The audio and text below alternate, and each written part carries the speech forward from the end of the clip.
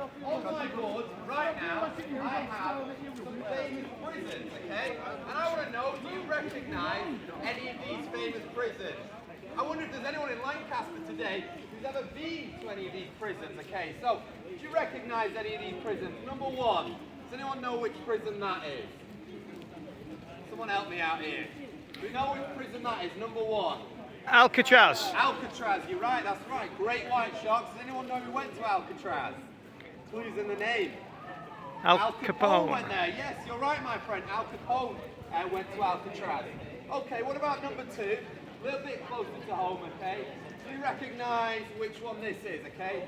What about my friends over there? Do you know which one that one is there? Closer to home.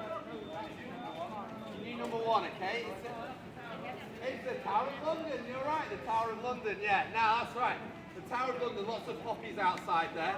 Okay, again, we're very close to home right now. Those of you going by, I'm saying, do you recognise any of these famous prisons? Alcatraz, Tower of London, number three. Do you know that one? Do you remember in the 90s when all the prisoners escaped and went on the roof? Do you know what that's called? I'll give you a clue, it's a bit of a weird name. Strange Ways. Strange Ways, you're right. Strange Ways, you're right. That's the one. Okay, number four. Now again, this is probably one of the harder ones. Again, it's not too far away. But this one here, number four, do you recognise this prison? I'll give you a clue. People who had done wicked crimes. Can I say this word? Terrorists went to this prison during the Troubles. Do you know which one this is? That's called the H blocks, okay, in Northern Ireland, alright? Now number five, if you can't guess some of these, you've no hope of getting number five. In fact, if someone gets number five who's not my friend, I'll give you a tenner, okay? Do you know what number five is? I'm raising the stakes. I'll give you £15 if you can guess number five. Those of you going by, I've got all of these prisons here. We've got Alcatraz, Strange Ways. Go and get yourself 15 quid, go on. Can anyone guess it? In South Africa, it's called Robben Island, okay? Now, as you can see, we've got some prisons. Where am I going with this? What's my end line? I'll ask you this. Right. I very much doubt there's anyone here today who's going to prison, or maybe there is, I don't know. But if you have, it's probably for lighter crimes. But did you know this, my friend? Every single one of us has a prison that lives within us.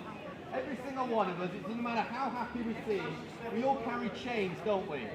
Some of us, we carry the chains of addiction. Some of us, we carry the chains of a broken heart. Maybe there was a loved one who you really loved and they broke your heart, you were cheated on. Some of us, we carry the chains of bad health. But there's one chain that carries every single one of us. Do you know what it is? Here's my shocking statistic for you. Ready for it? 10 out of 10 people die. Is that right or wrong? Every single one of us carries this chain of death. We're all going to die one day. I know you don't want to think about it, but it's the truth. Every single one of us is going to die one day. And the big question is, when you end up in a grave 6 feet under, where will your soul be? Because we often think about life, we think about, you know, at the end of our life, our pension. But have we considered where our eternal soul will go for all of eternity? Jesus said, it is appointed for man once to die, and after that, the judgment. And I'm asking you, when you stand before God and he says to you, why should I let you into my heaven? What would your answer be? Would you say because I've been a good person? Because I've tried to do my best, I go to church? Did you know all of those answers are wrong? There's only one way into heaven, and it's through Jesus Christ. The only reason this man in front of you will go to heaven, not because I've been a good person, because I'll be hiding behind Jesus Christ, who on that cross died for my sins. The weight of my sin, the wrong things I've done, the wrong things you've done, your lies, your blasphemy, your sex outside of marriage, your drunkenness, all of that sin was placed on Jesus Christ. And there on the cross, he was crushed, he was punished, he was beaten. The wrath of God was poured out on Jesus. So forgiveness is possible, so the way is open. If you like, he's the key to heaven. And if you've got a bolted door in front of you, the only way you're going to get through that is through Jesus. I know this is a bit depressing. I know when I'm talking about death, we're all going to die. We've all got a friend who died far too young. Some people are thinking about AI. Do you know, I heard something really scary about artificial intelligence.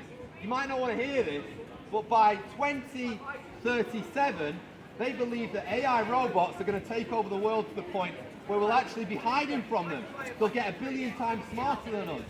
We look at this, we hear about, different viruses that come out. We hear about global warming, we've got people gluing themselves to roads. This world is going down. Do you agree with that? You might disagree with my message, but you can't disagree with that. This world is going to pop. This world is falling to pieces. And I'm asking you, when you enter into that grave, have you got an answer? Because there's only one who died and rose from the dead. There's only one who can conquer the grave. There's only one who split time in two. And that is the man, Jesus Christ. That's why I put my faith in him. Are you thinking about this right now? Is that going through your mind right now? I'll tell you why I'm not a Muslim. I'm not here to offend anyone, but I'll tell you why I'm not a Muslim. And I'll tell you why I'm not a Catholic. And I'll tell you why I'm not a Buddhist. Because Muhammad, you can go by his grave, dead. You can go by Buddha's grave, dead. You can go by Gandhi's grave, dead. But Jesus, can anyone find the body of Jesus Christ? You can't, because Jesus rose from the dead. No one's been able to produce the body. Out of the many haters and many skeptics, you still know the facts point to the fact that Jesus died, this man, and he rose from the dead. And this man says, I am the way, the truth, and the life. Come to me, and I'll give you eternal life. Please do consider these things. One final challenge, and then I'm all done. One challenge to the atheists. Is there any atheists here today in Lancaster?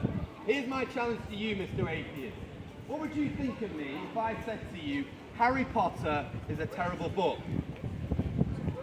What if I said, Harry Potter is a terrible book, but I've never read it before? What would you think of me then?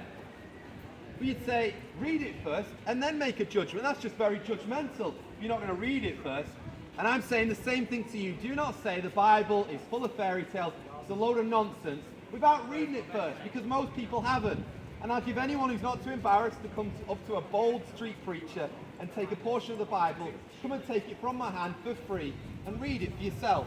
Consider, was this man Jesus the real deal, or is it a load of nonsense?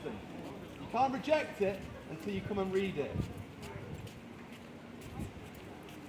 If you're feeling shy, come and chat to me after, or you've all got phones, download the Bible app. God bless you all. Thank you for listening.